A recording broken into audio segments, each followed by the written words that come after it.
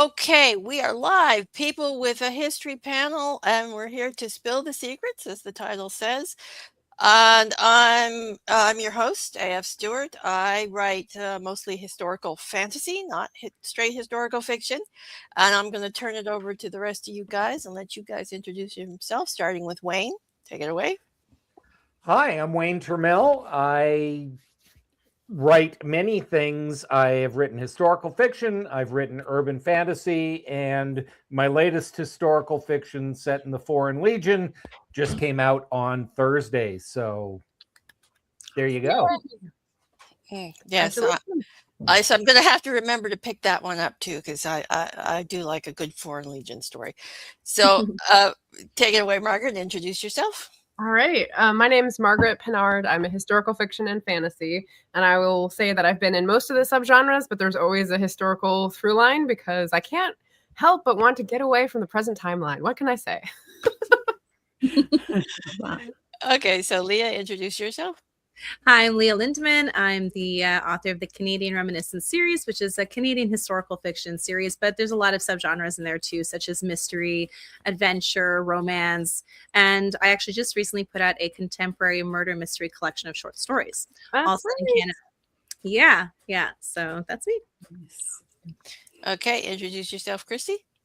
Hi, I'm Christy Stratus. I write both historical suspense and historical fantasy. My historical suspense is already out. It's over here, Anatomy of a Darkened Heart and Brotherhood of Secrets.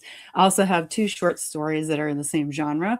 My historical fantasy is forthcoming, and it is the 19th century, mid-19th century, taking place in Boston, Massachusetts. All of my historical fiction takes place in the northeastern U.S. So that's me. Yeah. Another series I'm looking forward to, and we'll have to go on my TBR. So, Courtney, introduce yourself, please. All right, I'm Courtney Millicombe. I am author of a historical fantasy trilogy, which takes fairy tales and combines them with 1920s era. Okay, and we have a few people in the audience already. We got Amber here. Hello. David Kelly has shown up. Hi. And A.L. Mungle. Hi. And Beth Ann here. She may not be able to stay for long, but we're glad to have you for as long as you can stay. Okay, and one more. Ghost Readers in the Sky. Hi. I know him from Margaret's channel, so. Okay, so we'll get into our first question. So when you're setting a book in history, what's your initial process? Do you start with research, setting, characters? How do you go about it? Anyone? Oh. We're still in the overly polite stage of the interview. That will, you gotta wait. That will completely dissolve soon enough, but. Okay, we'll start with Wayne. We'll put somebody on the spot here. Oh, yay. For me, it's story. I usually kind of have the character and the time period emerge at the same time. And then it's like, okay, let's find out more about this to see if this even makes sense. So I usually have a character and a time period, and then it all evolves or devolves from there. Okay, I agree with that. That's kind of how my process is to a character, a setting. Then I usually get into, I'll read in like fiction in that genre. I'll usually try and read some nonfiction, of that time period just to get my bearings a little bit. Then I usually just go for it, and then it kind of turns into researching as I go. Oh, see, you're braver than me. Once I have the setting and the character, I just do a 1.5 gainer into the research, and if I'm lucky, I come up. Eventually. I'm like Wayne as well. Before I even get into the research, because each of my books is set in a different Canadian province or territory, I'm always just drawn to a specific province. So I just finished up Northwest Territories, and I just kind of knew Saskatchewan was the next one. And then after Saskatchewan, I feel like Newfoundland is the next one. I don't even know why. It's just something calls to me. But then that's when I kind of look into the history behind it. So I find a historical event. And then like you, Wayne, I just dive full into research. So I'll probably do about 5 months just research. I might read a fiction book or two that's set during that time period, just the time period, not necessarily the setting, but yeah, just a lot of nonfiction research. And then as I'm doing that research, the characters and overall story just kind of come together. And there's a different question for tackling research. So I approached this one about initial process more philosophically, which was like how I approach a friendship with a person, you know? You sort of ease in slowly, get to know them, win their trust, build up a cycle of care. And that's sort of my process of easing into an era and getting to know what it feels like and what people's concerns were. And then I'm trying to find, okay, which piece do I want to follow? Which conflicts do I want to zoom in on? So that's how I like decide or get going with a person or a character. That's great. Yeah. I'm also a pantser, and I a lot of the time start with a very, very vague idea of what I want to do.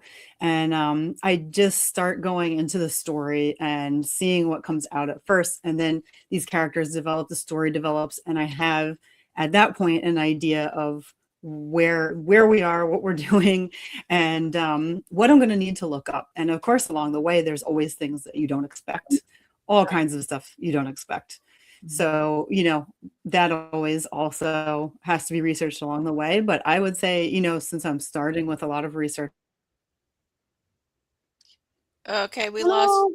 No. We lost Christy. Oh, you're back. She's back. I'm back. Do you see me? Yeah. Okay. All right. Well, sorry about that. Basically, I research as I go, but I already know so much about the time period because it's always the Victorian era, mostly mid-Victorian era and Northeastern US. I already have so much knowledge of it that there's only specific things I'm going to need to look up about the particular conflicts that we're dealing with and items too along the way. Okay, so for me, actually kind of depends on the genre that I'm writing in because a lot of my historical stuff is steampunk, so that automatically sets it in the Victorian era generally. And like for the Fairy Tales and Nightmares book, which is all historical based, that was all by Fairy Tale. So it's like, which fairy tale, what historical era do I want to stuff this fairy tale in and change it up that way? So it's really a lot of it's based for me on genre. But my current historic fantasy is set in a genre, set in an era I've always wanted to write in. So that was just purely for me, which is Renaissance Venice. Ooh. So yeah, so that one was just for me. That was just for fun. So we've got a comment here. So David Kelly says he doesn't write historical, but he always starts with characters and stories. Research is pretty much all the way through as I write, pantsing as we go. Yeah, and I always start with the research in whatever era I'm starting in. Like if I'm writing in the Victorian era, it's a little less research because I already know that pretty well because I've already written several stories in it. The Venice thing, yeah, I deep dived into that and I'm still diving. Much bigger learning curve, right? When you haven't already researched it. Yeah. Oh, yeah, and I thought I knew it too. So I didn't. I find if I don't research, I put myself in a hole. I started notes for a novel that had the greatest premise I ever heard of. And then in doing the research, I found out that all the Canadian voyageurs that they sent to Africa just finished up their contract and went home before the expedition ended. So it was like all this cool stuff, and then nothing happens at the end. It's just kind of like, okay, next shift. And so I have to do the research and at least figure out my story arc. I mean, I'll do research as I go as well, but I have to know that my ending is possible. That's good. Helps. Yeah. Yeah. With me, my research is like it's an ongoing series, so I don't have an ending yet. Same. And he's Feel immortal, that. and the main character's immortal, so I could technically go all the way into the modern day with it if I wanted to. Okay, so A.L. Mengel says he wrote a period piece called The Mortician. It required research of the 1930s, but the book also required research of present day funeral ops. So I did much research before writing, and again during. You can never do all your research beforehand. You're always going to come into things like you're writing a scene, and then all of a sudden, unless you know everything that's going to happen before you draft it. Nope. I am a plotter, dyed in the wool plotter here. Okay. And nope, that doesn't happen. I was writing a scene in the Venice book. He's got to search through a cabinet. Realized I didn't know what cabinets looked like in Venice in the Renaissance era. And if they didn't have drawers, I couldn't write drawers. So minor details. The smallest details. It was like a sentence in the entire scene, but I had to go and research what cabins in Renaissance Venice looked like, so I know what he's doing. Yeah. Well, I had something similar with my latest World War II book. It was like, planes. I don't know anything about planes. What kind of planes were they using as like bush pilots back up north in Canada? So that was just like one random piece of information I needed just to make sure it was all accurate. Yeah. And the problem is that the two genres I think that have the pickiest readers are historical fiction and sci-fi. And if you don't have your facts right, you will hear about it. Yeah. Particularly guns and horses. No. Anything to do with guns or horses, the detail police will find you and hunt you down. Yeah, I went into find random resources like lighting for historic buildings. Encyclopedia of the matters relating to house and household management, which is one of these, printed out. Just a little light reading. Simile books long ago. Yeah. Wow. Tiny little thing, but you can actually get a real source. Yeah. I had to go into deep dive for guns for a story I was writing in the Victorian era for what kind of rifles they'd be using. So yeah. YouTube is very helpful with that, I'm just saying. Oh, okay. Nice. I was looking back here. I was trying to find real quick, but there's a whole book on pockets in the Victorian era. Oh, wow.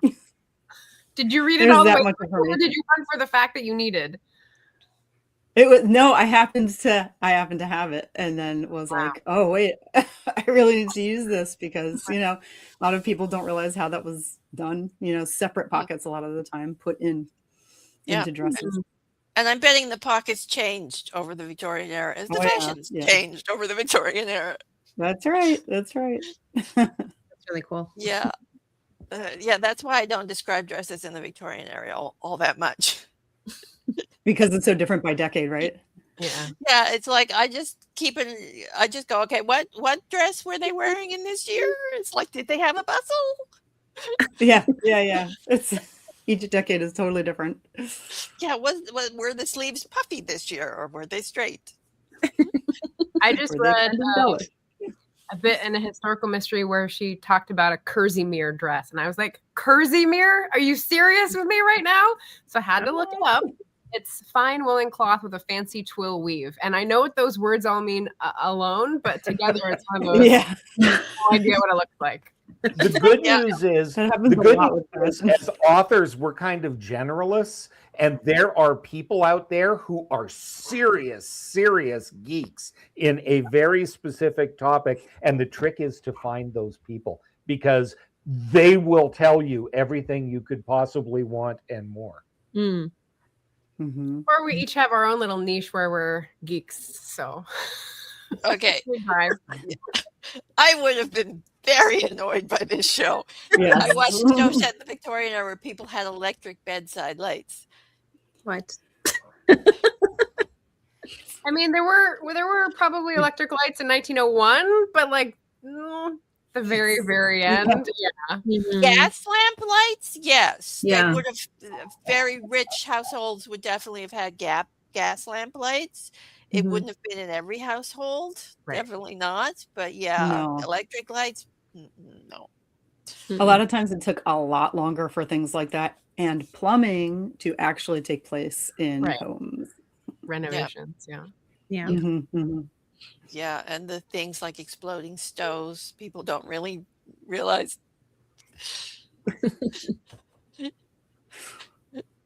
Okay, so, well, we better get on to the next question because so what is your favorite historical era to write in, and what is your favorite historical era to read in? I can get out of the way fast and just say Victorian. Done. All of it is my favorite. I love Yeah, it. I'm probably with Christy on that one with the Yeah. Victorian. That's one I usually write in, and since I read a lot of historical Victorian mysteries, it's probably the one I read most in too. So yeah. Yeah, I'm the same. I love reading Victorian, also Regency. Like Regency and Victorian is kind of like my Mm. sweet spot for reading. I've covered now the Edwardian era, the like Western Canada Victorian era, and then like World War II. So for me, my favorite in my books was the Western Victorian because it's Victorian, but it's like got a feel of like Wild West slightly to it. So that was very fun to write in. Yeah, but although I would say, Courtney, I loved your books for like the Roaring Twenties era. Like you actually kind of really brought that into my purview, and I really, really appreciated it and enjoyed it. Awesome. Thank You you for you saying that. people with it, you people with attention spans are adorable. How do you stick to one? I don't know how you do that. I've got literary ADD. I mean, the closest I come to a theme in 4 novels is they're all set in either the Holy Land or the Sahara somehow, and which for a boy raised in 40 miles from Vancouver is very weird that I'm fascinated with the desert.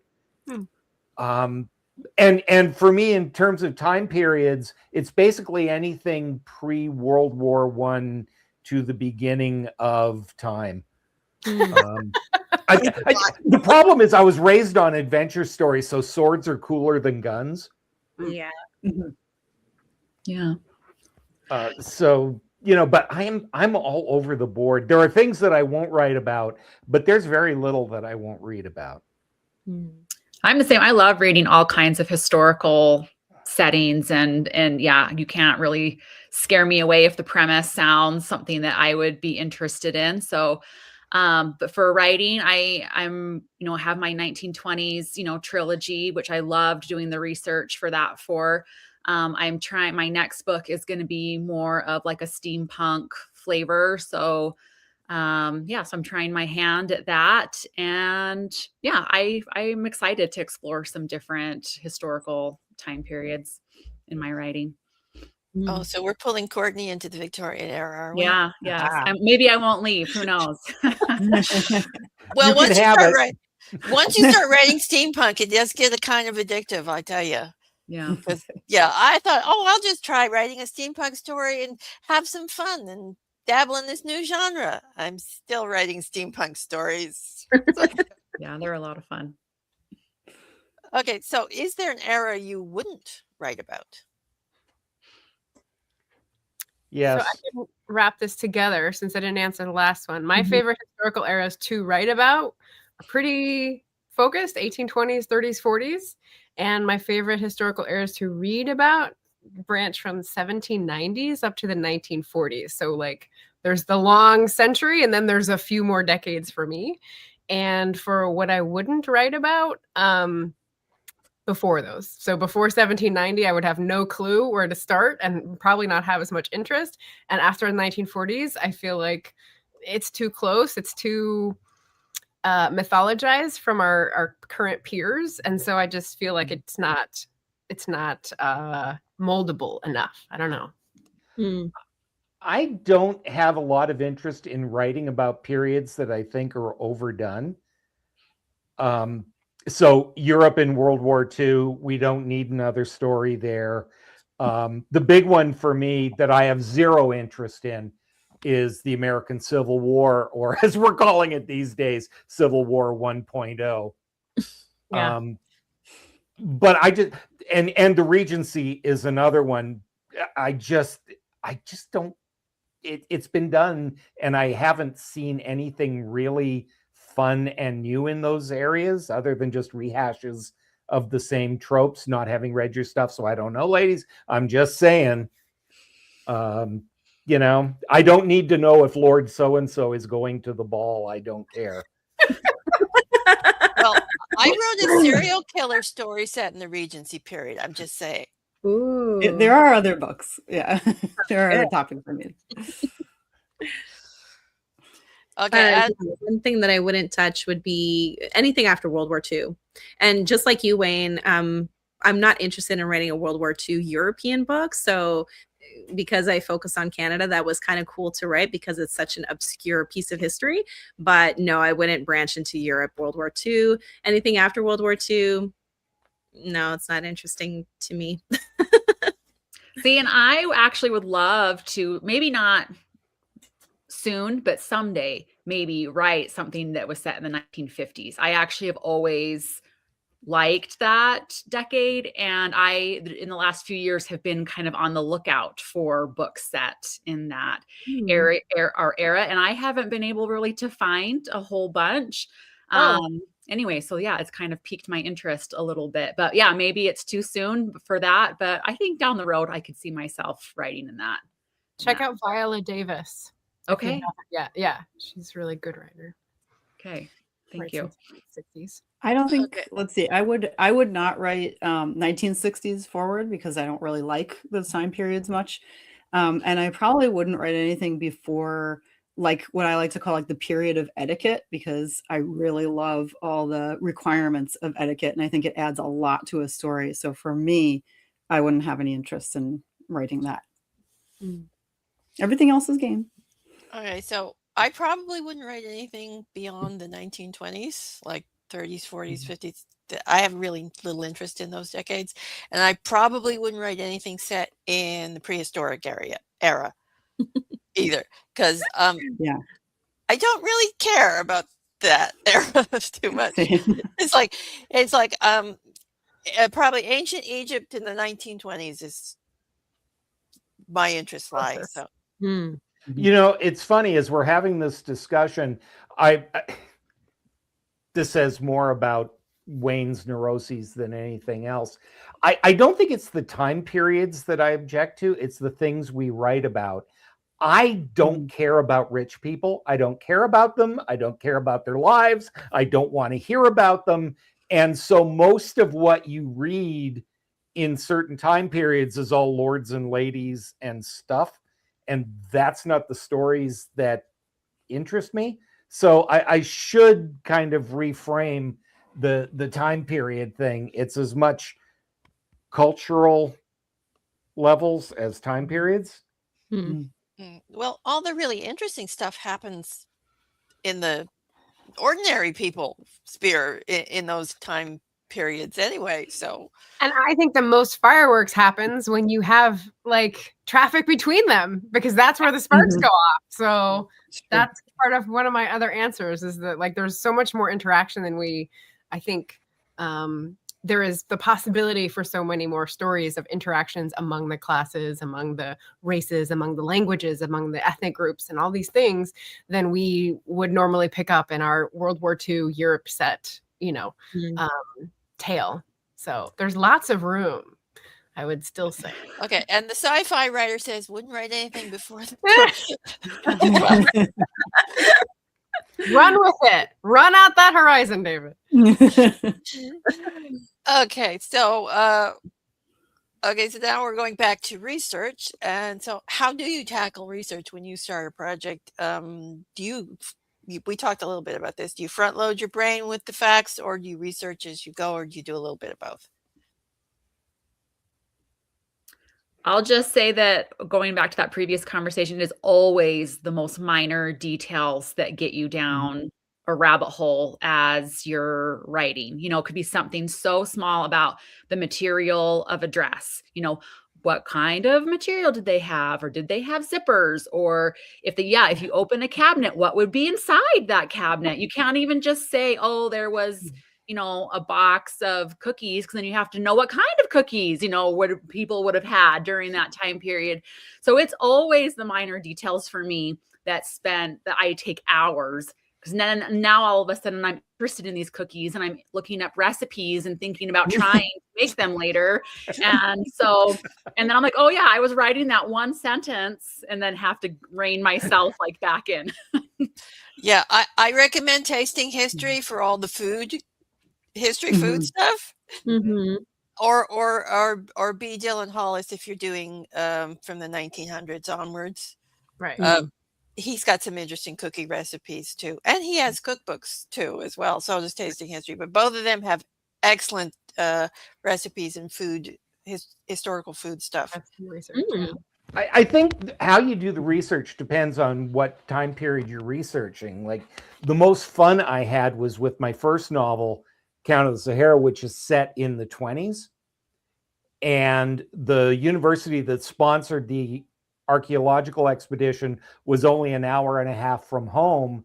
So I went to the university and got to roll around in the archives and actually touch the documents and do all that stuff, which is great. The further back in time you go, the harder it is. Like, for my Foreign Legion story, I don't read French worth a darn.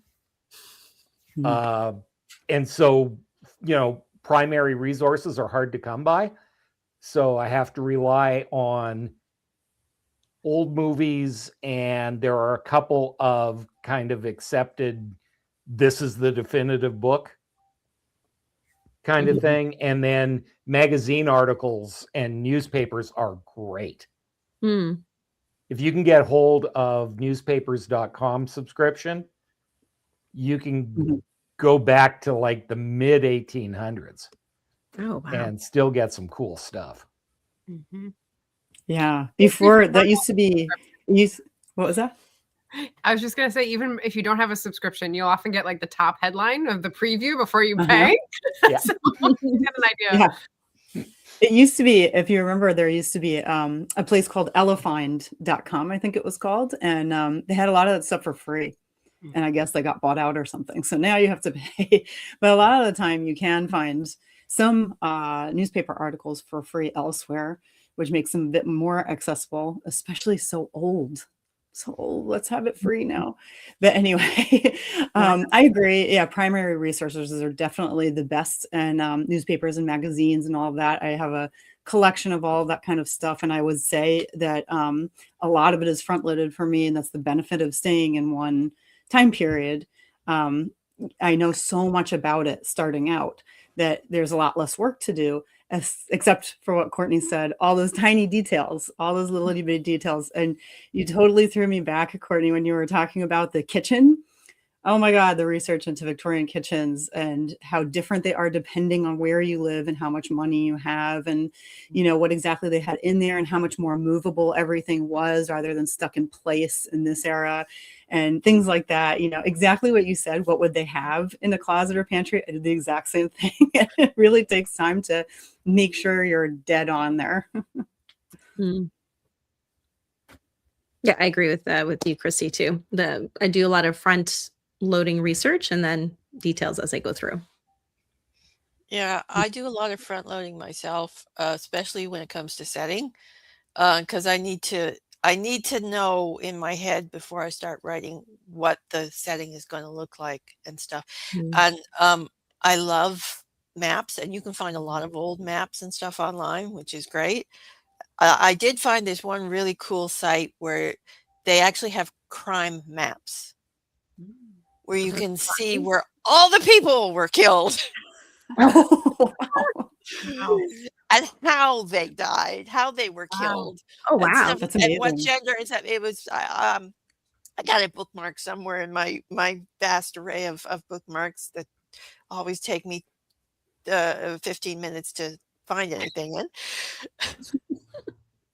But yeah, so you can find some really interesting sites some really interesting, good historical things. And a lot of places do have a lot of their stuff archived now online that you can access for free, which is good. Mhm. Yeah. There was a site that I found that was basically like a treasure trove of maps. I was looking specifically at Manchester, and it was going through it wasn't every 10 years for a census, but it was like every 10 or 12 years. And they would say, this was the next one. This was the next one. So you got a snapshot of the city growing and what was developed.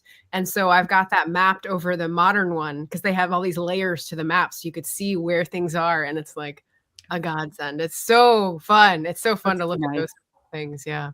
Maps are highly underrated because you don't realize that geography is why history is what it is. It's like if you understand the geography of a place, a lot of what happens makes more sense. You know, why do they live here? Why do the rich people live here? Why do the poor people live here? It's largely geography. Yeah. And maps are useful too, because a lot of things have changed between your time period you're writing and modern day, especially names.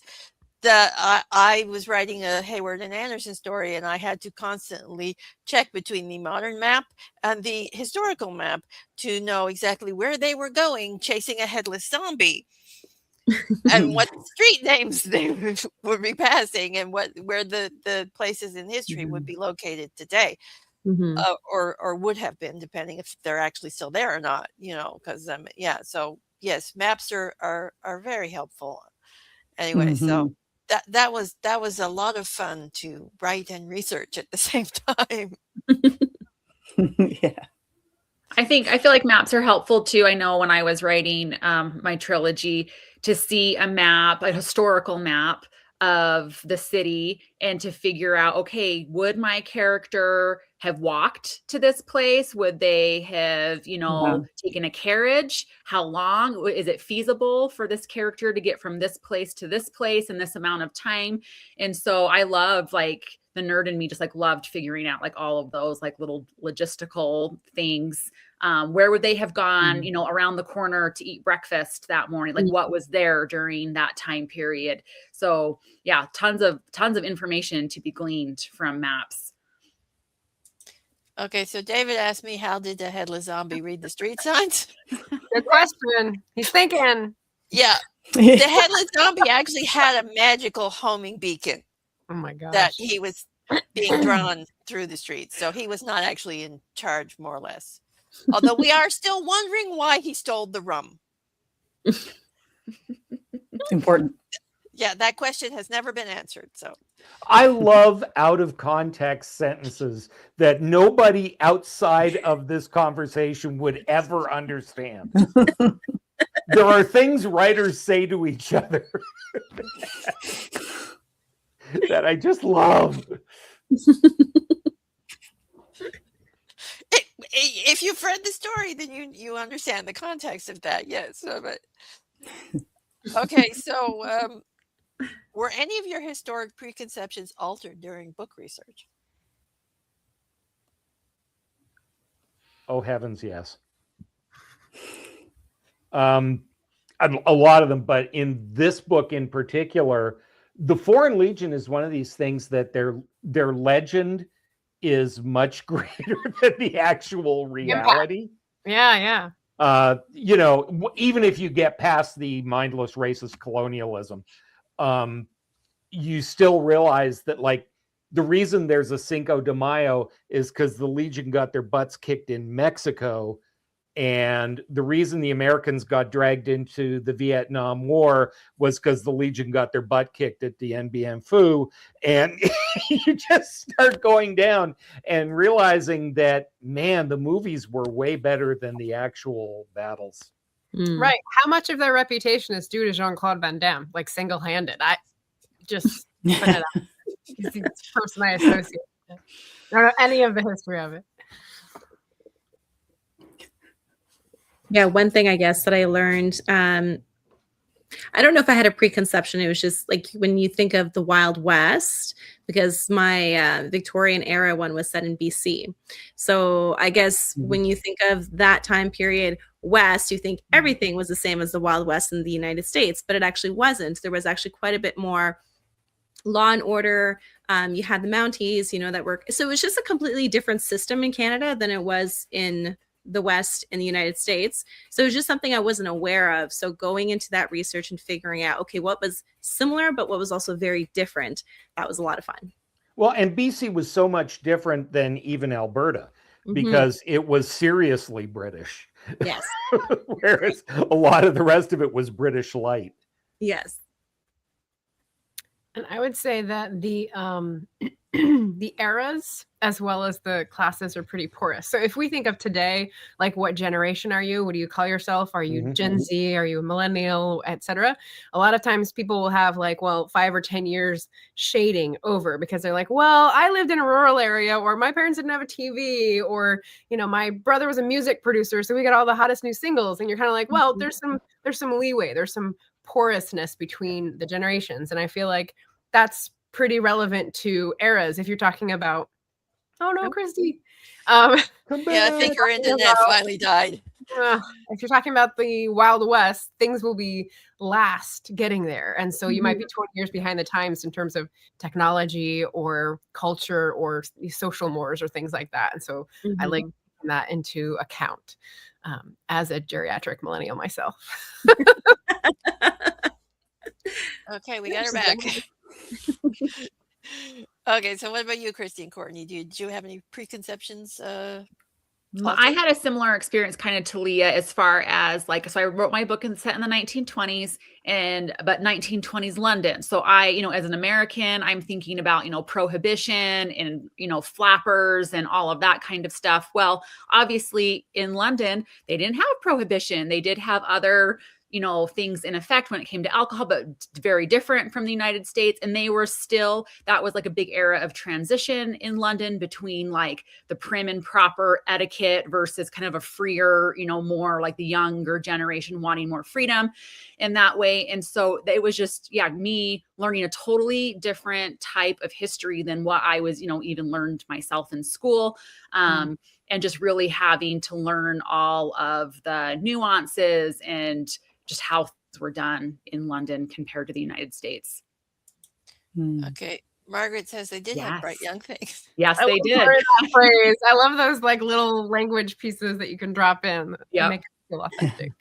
Yeah, I had to go into a bit of a 1920s slang language learning curve myself when I was adding some of the Nova Scotia rum running history to the to my cozy mystery. So yeah, that was fun. Okay, so what about you, Christy? I would say with the Victorian era, there are a lot of preconceptions. And it's not a problem, but one of the things that happens is a lot of TV shows are about, of course, rich people, like Wayne was talking about before. And we see all these like bright, beautiful areas, perfect, gorgeous clothing and everything. But the truth is, of course, it was a very dirty era. And in like the 1850s, which is what I'm dealing with, 1850, there was no germ theory yet. We weren't there yet. And so they really thought the cause of some of the sicknesses was bad smell. They didn't realize it was connected to anything else. So there's a lot of that kind of stuff. And like I said, that came from a lot of filth and stuff. And aside from that, the violence that is in some areas, not all areas, of course, but in cities especially, a lot of gangs, gang wars. And when they took place, the police just stepped back because there was nothing they could do. They just were outnumbered by so much, and the police weren't as organized yet. So like there's a lot of that kind of stuff that once I was researching, I was like, whoa, this is a totally different era than we see on TV and in the movies most of the time. Yeah.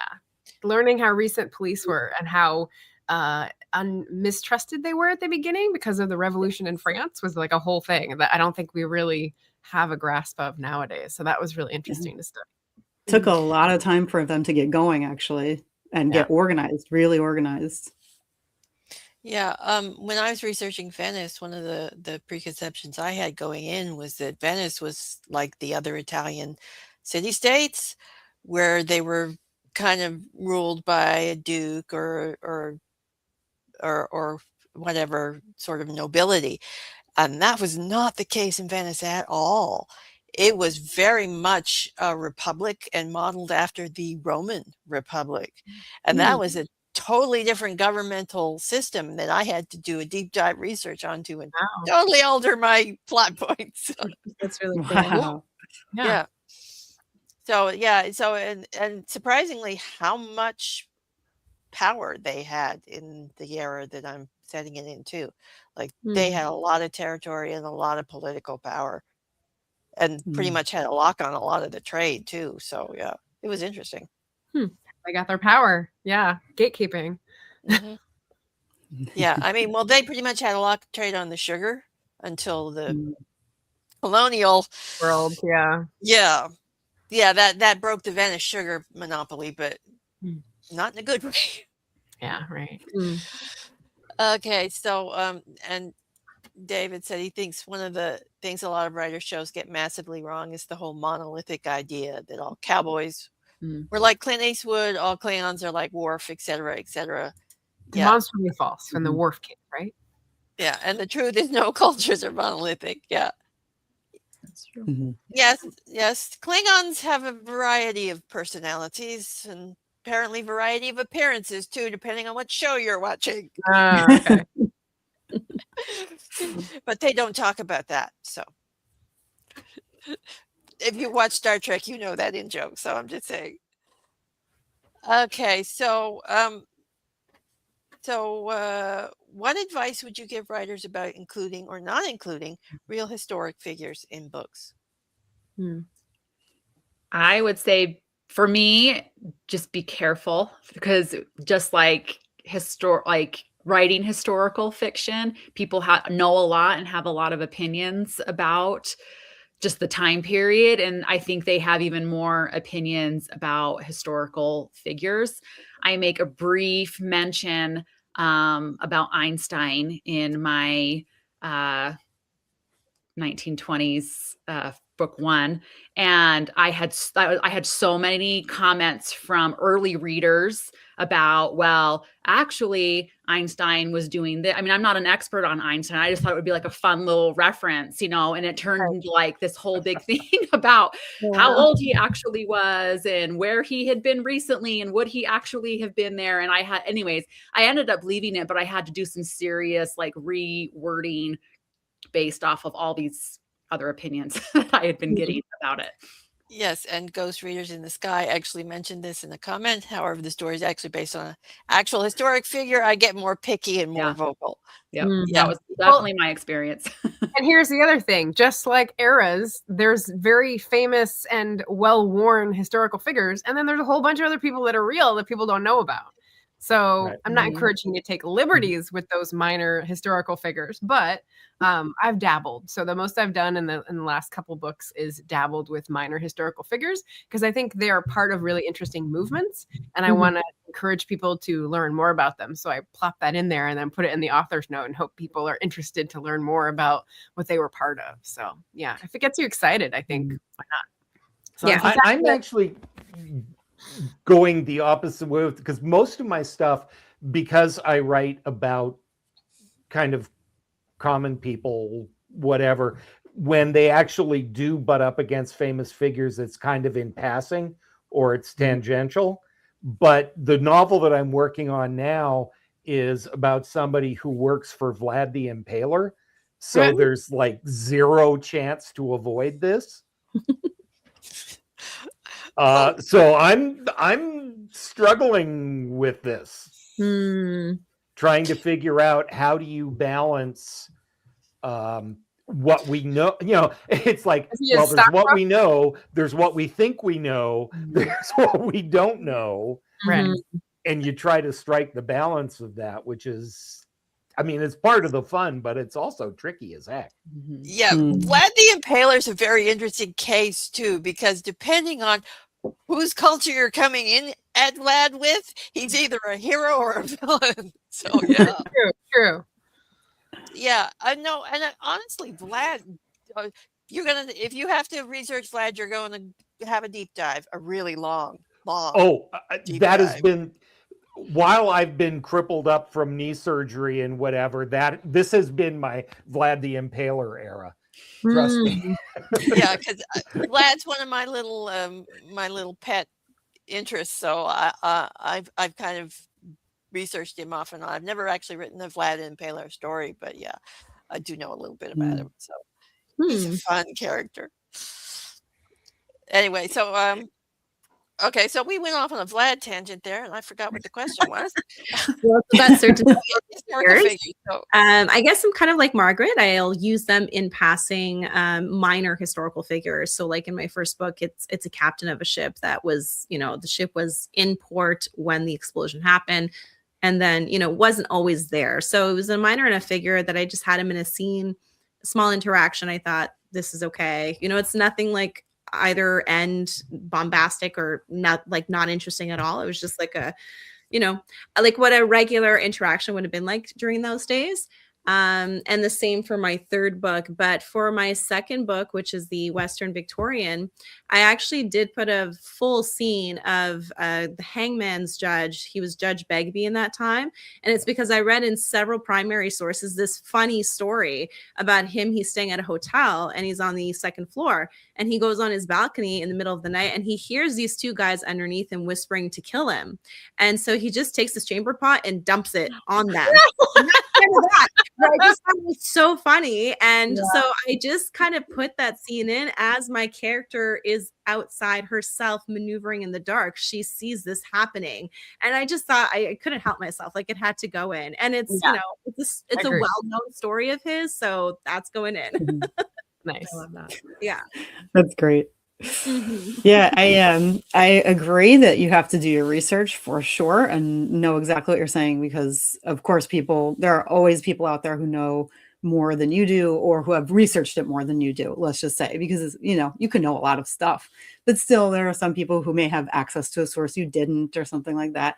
So, it's always a little bit easier if you do an obscure historical character and then talk about them, like Margaret was saying in the notes, after the book is over or something like that. I worked on Dr. C.L. Blood for my short story, The Wrong House. And he's a pretty obscure guy, Victorian doctor who wasn't really a doctor, and really hurt a lot of people that way and was sued and all kinds of stuff and somehow kept going. Amazing. But anyway, he's only talked about to a small degree really online. And there are only so many sources with information, and it's usually the same information. So it's pretty safe to write about him with exactly what you have, because there just isn't anything more out there, But otherwise, I do just make sure that I know what I'm talking about with these characters. But it's really funny because I'm trying to remember the author I had interviewed, but she wrote a book that had Jesse James in it. And people came after her for treating Jesse James just as he was. They were like kind of romanticizing him and saying, he wasn't, and all this stuff. And she was very surprised by the feedback. So just always be ready, because anything can happen pretty much. This is why with The Deserter, the only real people that are mentioned in the book are the officers during the battle.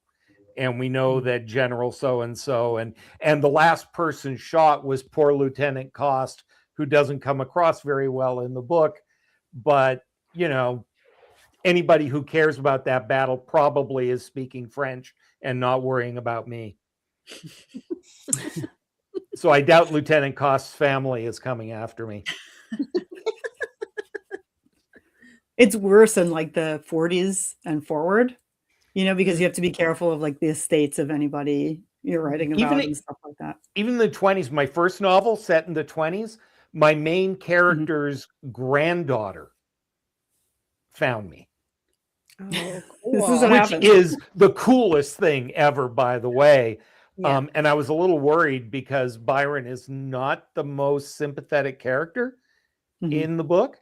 But she was thrilled that anybody had written about her grandfather. And Genevieve is now in her 80s, good heavens. Wow. But yeah, the past echoes, and occasionally people hear it. Okay, so I haven't mentioned too many historical figures, usually just in passing, but I am writing a book where a historical figure is one of the main characters, but it's an alternate history. Ah. So if I screw up, I can blame it on that. Yeah. There you go. That is the one good thing about writing alternate history is that, oh no, that's how it happened in this world, in this universe. Cool. True. That's how I explain everything anyway. Yeah, that's in this timeline. That gets me out of Then so you much got to keep it trouble. straight. Then you got to make it logical in its own timeline, and that's its Yeah. own burden. So I well, mean, well, yourself Samuel different Kernard is now in charge of the airships because it's a steampunk alternate history. So Mm. I got pretty much a lot of leeway with that, as long as I keep to the basic timeline and some of the facts. Yeah, but but I mean, Samuel, it's that particular book's based in Halifax, and Samuel Kernard was the Kernard line. It's, Sure. yeah, so it made sense for him to be the one of the characters because my main character is his vampire bodyguard. So okay, and so Marshall here says he sometimes I like it when they reimagine historical figures, like with what Sanctuary did with Tesla and Jack the Ripper. Yeah, because I mean, it's like I was just saying, in the alternate history, you do have a little, and with fantasy, you do have a little leeway to play with the characters, as long as you stick to the main sort of personality and stuff. Although I did like what they did with Tesla and Sanctuary; it was fun.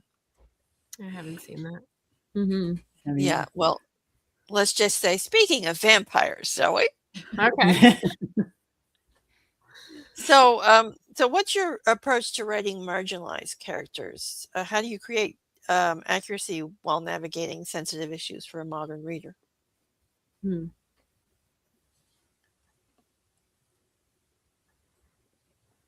apparently, Okay, that the old cishet white guy will take a shot at this. It's tough. Most of my stuff, The Deserter is the first novel I've written that isn't in first person, and I find by doing it in first person, it's easier because you can modify or kind of adjust and humanize the character and the interactions so that it isn't the kind of blind racism that you so often find there. It's tougher. Gil, my character in the Legion book, he's a Brit, who did time in South Africa. There are certain attitudes that they are going to have which are probably not appropriate or politically correct, but they're accurate to that character. And I think we do a disservice. Every Western now, the guy has his native best friend who, runs interference for him. And we need to know how people thought because it explained how they behaved and why things were the way they were. And so I don't go out of my way to create, shining examples or magical Negroes or any of that stuff. I think you do a disservice to history readers. All I can control are my characters' responses. I would say that it's very obvious from the beginning of my books to the most recent of my books that I've learned about this topic as I've gone on 11 years of publishing. So yeah, you're going to find a lot more stereotypical things at the beginning. And then I do a lot more studying, a lot more reading up on things towards the more recent times. I do like to include populations that would have existed in those areas, but at the same time, I'm not going to make the main character because it's not my close experience to tell. So I want to be clear that there's like a world where these people are in and they're interacting with each other, but the characters that I'm following are the stories that I've done the most work on, and I feel are the most close to my heart in history. That's why I'm drawn to them. And I guess in terms of trying to paint them as well-rounded characters and not just stereotypes now, it's reading primary sources to get that what Wayne was talking about, the feelings of the day were such that they influence the behaviors of the day, which are often terrible. But then also reading own voices accounts that are now looking back, sort of nonfiction sources about analysis and history that give you, okay, this is the canon for the community itself. And now I can take that and sort of wrap it into how I want the attitudes of the different characters to interact with each other for the story. So I think that's a bit more balanced, how I research things and listen for those voices now. One of the most valuable things when I was writing my 2 Crusades novels was there are Arab accounts that were written during the Crusades, and finding translations of those and kind of holding the two side by side made for some interesting reading. Right. Were you in the same place? Yes, we were. Yeah. Place name is the same. Other than that, crazy.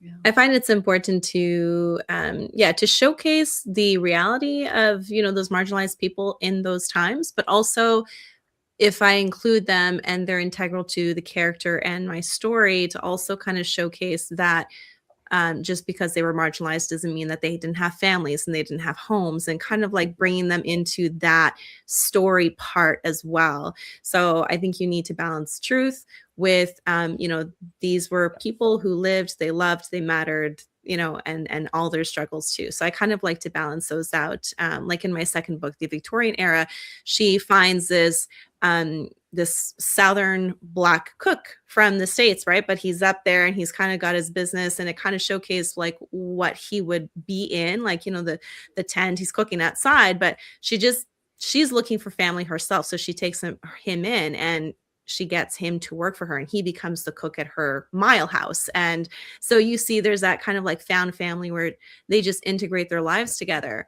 And in my latest book, the Dene people of Northwest Territories, they definitely took more of a central part, because in my research, I realized nowhere in the main research of like the Canole Pipeline were they ever mentioned, but I found them through this obscure fiction book of someone's,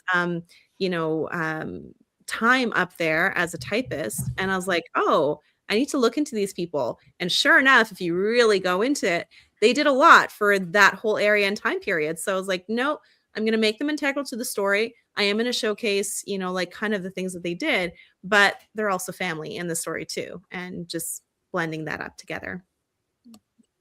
And that, kids, is why we have to read historical fiction. Yeah, there you go. Yes. Because you learn stuff. Right. It's true.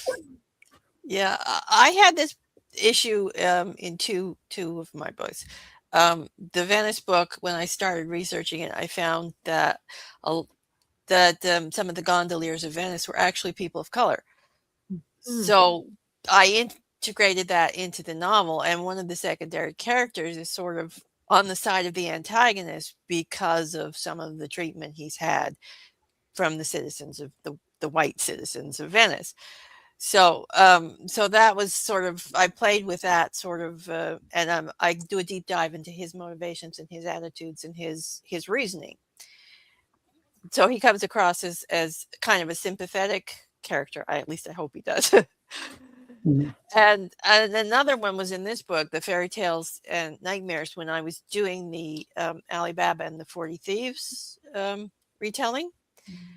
I was doing it from the point of view, because it's all female characters, so I was doing it from the point of view of the slave in the story.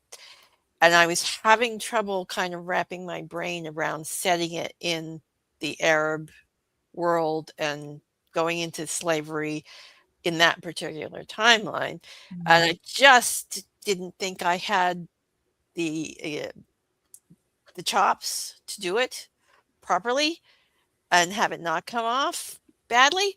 So I actually pushed the timeline down into the Roman era, where I could do Roman slavery as the slavery aspect of it. So that worked a lot better for me. And I think it's one of my favorite stories that I wrote in that book, as it turned out. It's also an LGBTQ story, which I hadn't planned in the beginning, but that's how it turned out. So, nice. And one of the few happily ever afters in that book too. If you count Rare the for you. murdering fight scenes to get the happily ever after. But yeah. Nice. Yeah, I would say, what has been already actually said, I don't have that much to add. Listening to own voices, I would also agree with what David Kelly is writing in the chat, which was that he read a lot of First Nations accounts and history to get inside the characters' heads and backgrounds, which is it's really, really a good idea to try to read from people's perspectives who you're writing about so you can get the true account, which is what we're all saying, talking about the true account. And, to avoid repetition, I'll just say that I think one of the best, I'm also an editor. And so one of the best things I think I ever did for myself was taking a conscious language course. And it really, really made me think much harder and deeper about the words and phrases we're using and the way we express ourselves. And I think it makes a huge difference. I started reconsidering a lot of the way that I was speaking about things that weren't even like a main part of the book or anything, but realizing that maybe there was something that was a little bit off and could be. I just never want to accidentally cause like harm or anything where you're not meaning to, but you didn't realize types of stuff. And that's very common. So I think all of those things put together have made it much easier for me to write from other perspectives confidently, knowing that it should go okay. But also there's sensitivity readers in case you are not sure. And it's always good to use them. Yeah. Yeah, I definitely agree with what everybody has said. Just kind of as I go through my own manuscript, I try to look at it from kind of that eagle eye of making sure that like I'm being responsible. Yeah, like what Christy said with the words that I'm using. And then also like just in my research, just realizing, kind of what, like I said, what's already been said, just knowing that there's lots of sides to history. There's lots of stories in that we can find, and just making sure that we're doing them justice and portraying them accurately. Mm-hmm. Yeah, definitely. So, how do you handle conflict or violence in historic settings? From war to etiquette to, from war to fights, I'm reading ahead in my question here, to domestic violence or even squabbling rivals, the societal rules, etiquette, attitudes are different from today. So, what's your approach to balancing that accuracy again with entertaining prose and emotion? So personal preference. I would want to write what I want to read. So I don't like watching boxing fights. I don't like watching wrestling. So I'm not going to write about it. But I do realize that violence is a driver of behavior. It's a motivator. It's a big tension factor for plots. So if you have pacing, you're going to need to pay attention to where is it tense and where are people in shock and they need a moment, and the sort of ups and downs of the story. So I have used violence in my novels, but it's not zoomed in. It's not close up. It's not like Christy with the knife like going in. So I'm much more standoff about the actual gore, and that's my personal preference.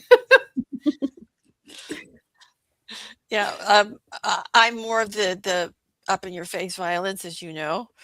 And one of my beta readers actually made a comment on with the fairy tales and nightmares book that one of the characters, she just didn't hesitate at all. She just went for it. which was probably the best compliment I've ever written, I've ever received. So yeah, so I don't hold back on. Well, depends on the story, because I mean, like with the Hayward and Anderson series, there is violence, but it's very toned down because it's more of a comedic type of tone in those stories. But with my other stuff, the dark fantasy and the horror, I don't hold back on the violence. I don't necessarily go graphic on it, but it is very in your face. The only thing I would add is that I have a tendency when things do get violent they get realistically violent. Mhm. Nobody gets shot in the shoulder and keeps fighting. And there's kind of two parts to that. One is the realistic, how much damage would that particular bullet do if it hit you, right? There's that to it. But also, it's funny you should mention boxing, Margaret, because I've written a bunch of boxing short stories that were essentially writing exercises. Because if you're going to do kind of blow by blow violence, boxing is perfect because it's 3-minute rounds. And so it's this constrained environment, and you have to describe what happens inside those limits. And I think that has made, particularly the battle scenes in The Deserter, much more realistic and I think visceral than just bang, bang, shoot 'em up. Yeah. And mine are much more individual level, so I don't have to worry about battle scenes or like choreography of fights. Yeah. Which is a whole thing to itself, believe. Right. Well, I guess I'll have to discover that with my next book, because my next book will be the Northwest Rebellion of 1885, which was the Métis against settlers. So that's going to be a whole other playing field for me to jump into, because that's more war and battle stuff. So far, what I've done with my first book, Redeemed from the Ashes, that was the Halifax explosion. There's nothing really like that. It's a very like sweet, dramatic tale. So there's not really any violence other than the explosion itself, which was, accidental. The second book was Pacific Gold, which is my Victorian Wild West era. Yeah. So for that one, again, more like one-on-one. And also I had to do research into like, this is where I found the differences between the Wild West US is like, they have sheriffs and, they kind of like going crazy. Whereas, in Canada, there was Mounties for certain regions, and like, how would that process be like, and judges and all this stuff. So there was more, I guess, more of like a structural organization that was tied into whatever violence I had to portray. And then my third one, which is Unborn Melody, it was more abuse. So not like overt violence, but just, abuse. So it was like a quieter violence, but still violent and, in its own right. And yeah. I think for my books, that's where the fantasy side of my historical fantasy, the violence kicks in on the fantasy side of my books. So yeah, a lot of the, battle scenes or fight scenes, are in like a fantasy realm. They adhere to those kind of rules. And I kind of have skirted around the realistic issue of that by structuring my books that way. Yeah, the wonders of using magic, I guess. Yeah. I've been there. Yeah, I'd definitely also say, like everyone else, it's very realistic violence when it does come in. So far it's just historical suspense, and the things that I put in are appropriate to what's going on, I would say, but always tied in with emotion. That part is really important to me, that not only any violence be accurate, but that there be some serious emotion tied in there. And I think that makes it much more intense, I guess. Not that I'm trying to be gruesome or anything, but if you have someone kill someone, there usually is some intense emotion going on there. So I tried to make it realistic in both of those ways. And now that I'm going into historical fantasy, of course there's magic, but there's also a member of the main group that used to be in a gang. And so we do have a more violent flashback of a gang war that he was part of. And he does have some issues with violence. So, I mean, we do have some of that. And then we have other members of that same group that really don't do anything in that way. So I try to keep it balanced with all of them, but again, realistic and always tied in with emotions. Mm-hmm. Yeah. Okay, so this will be the last question because we're going a little over the hour here. We've been having so much fun. So have you encountered a historic fact or facts that have conflicted with a planned plot point? Absolutely. I was saying earlier, there's a whole storyline. If you look into the history of African exploration and whatever, to rescue Gordon at Khartoum, they had to go the wrong way up the Nile. And somebody said, I was just in Canada and there's all these guys who know how to do that. So they hired 100 voyageurs to take the British Army up the Nile, which sounded great. I was really psyched to do the story.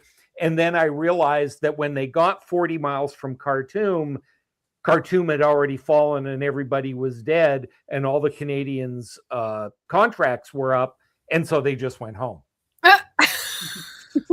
and I was I swear I had this book halfway plotted, and then I realized that there was no ending. There was no cool way to end this that made sense, and so the whole story's on the scrap heap. But I got some really good books on Canadian military history and voyageurs and stuff if anybody wants them. Yeah, see, that's when you turn it into an alternate history novel and you rewrite the ending. Yeah. I had a really great scene that was like a deathbed visitation, and it depended on the fact that someone was notified that someone was impending death, and they would come over the Atlantic. And I realized telegraphs are not there yet. I'm 30 years early. Oops. And so my pantser self was like, is there any way I can? No. So I had to give it up, and they didn't make it to see their family member die. And, I just made it a different sort of tragedy. But yeah, it was like, oh, I have to give it up. But yeah, that's what happens when you pants. Yeah, it hasn't happened too much to me because, as I said, I usually really deep dive into my research in the event before like my full story solidifies. So they kind of like solidify together miraculously, which is really nice. But my second, Knock on wood, Leah. but for wisps of gold, I actually didn't have that idea. The idea or event that I found was its sequel, which was the Agnes McVeigh's She's a Legendary Canadian Serial Killer. That's what came up right away in the research into BC. And I was like, that's cool, but I don't want it to be the main standalone because it seems like it just has too much focus or highlighting on it. So can I do something that's like 2 years before that would still work with like the facts that I know of now? And that's how I came across the Caribou Gold Rush. And so it wasn't what I was going for originally, but it gave me my second standalone novel. So sometimes it works out for the best. Yep. Yeah, that's awesome. Yeah, I haven't really run into that problem so far. I mean, I have had definitely like I said, like those little minor details where you're like, oh, like they didn't have zippers right then, I mean, just stuff like that. So yeah, I haven't had a big plot point get thwarted by a historical detail. I'm sure it will happen sooner or later.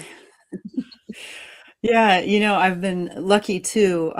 It's really minor details that have been thrown off, and those can still take so long to research, as you all know.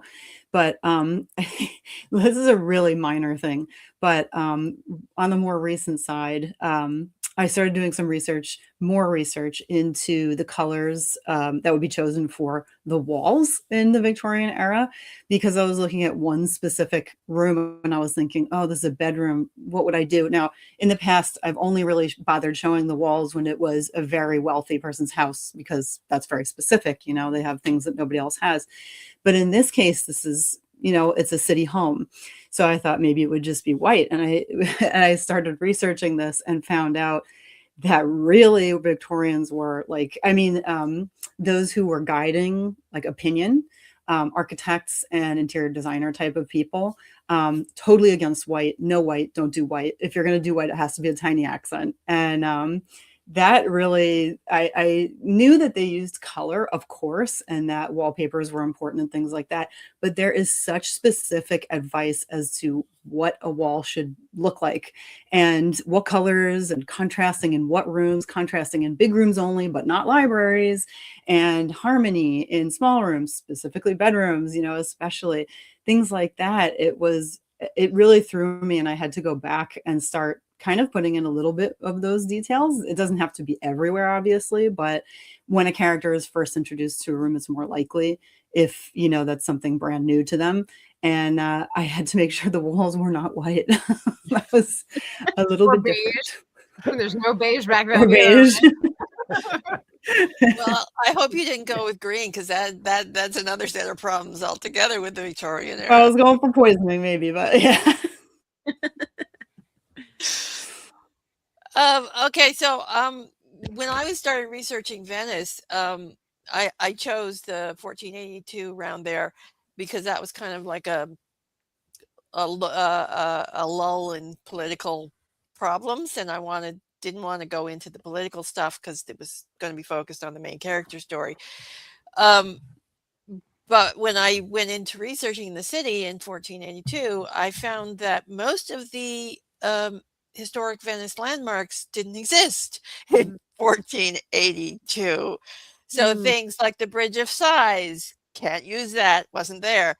I mean, so I had to rethink how I'm going to describe the city, because, you know, St. Mark's Chapel wasn't actually St. Mark's Chapel at the time. It was not the main building for the Catholic Church. It was the Doge's chapel. So it was a private chapel. So the actual main church building was across the city on an island. So I had to research and rethink all the entire city structure of how I was going to. Wow. So that was fun. and not a research point, but I also had to, not a historical research point, but I also had to do research how to whether cutting a tongue out would kill somebody. So I had to change that plot point, because apparently it will. Well, how do we Especially when you don't have modern medicine to stop the bleeding. Wow. Okay. Well. Yeah. Yeah. So, I mean, so the main character, one of the side characters, was supposed to have their tongue cut out, right? So I couldn't do that. So the secondary character managed to save his tongue because of that. So yeah. So You are nothing if not benevolent, Anita. No, not really, because some poor minor little throwaway character got his tongue cut out and then got killed. So yeah. She's not going to waste it.